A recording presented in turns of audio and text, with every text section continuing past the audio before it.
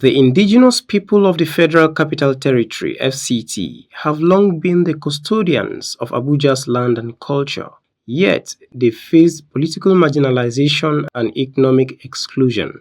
To address these issues, the Attachi People's Initiative, with support from MacArthur Foundation in partnership with CRISED, organized a one-day workshop for the 9 tribes of the nation's capital. The workshop, attended by traditional rulers, resource persons, civil society representatives, and original inhabitants, aimed to strengthen the cultural identity and rights of Abuja's indigenous people. The initiative aims to ensure original inhabitants understand and leverage constitutional protection, enabling them to advocate for their rights and interests more effectively. Keynote speakers emphasized the importance of self-awareness and highlighted 3 key areas for preservation, which includes education, socio-economic participation, and political participation. And we talked about the 3 postulates of the survival of, or the preservation of this survival. And these 3 postulates will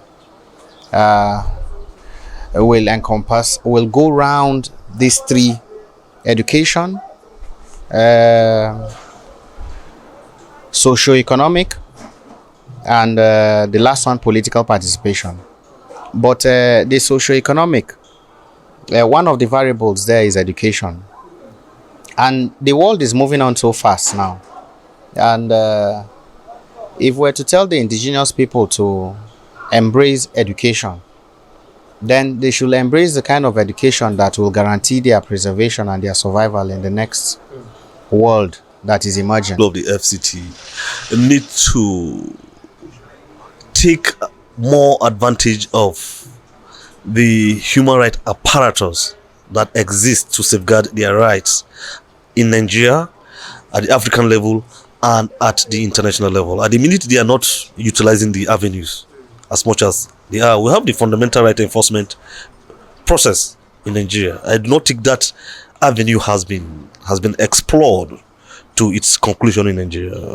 Participants expressed enthusiasm and appreciation for the workshop, with some calling on the government to respect the rights of Abuja's indigenous people. Being an indigene of FCT, I'm glad and proud to be from this part of Nigeria. We are the same people, we grew up here, and we will still live here with our children. Our ancestors have gone before us. But we want to say we're happy to have given this land for the Federal Capital City of Nigeria. But our plea is that we should be carried along. I see it as a privilege. I am really honored to be here. Why? Because people with disability has been marginalized in several ways. Nobody knew if we exist. But the coming of Christ through MacArthur, people with disability has been carried along. That is why you even see me here as a persons with disability. The workshop concluded on a hopeful note, with attendees inspired to harness their potential for the benefit of future generations. Abel Sunday, AGTV News.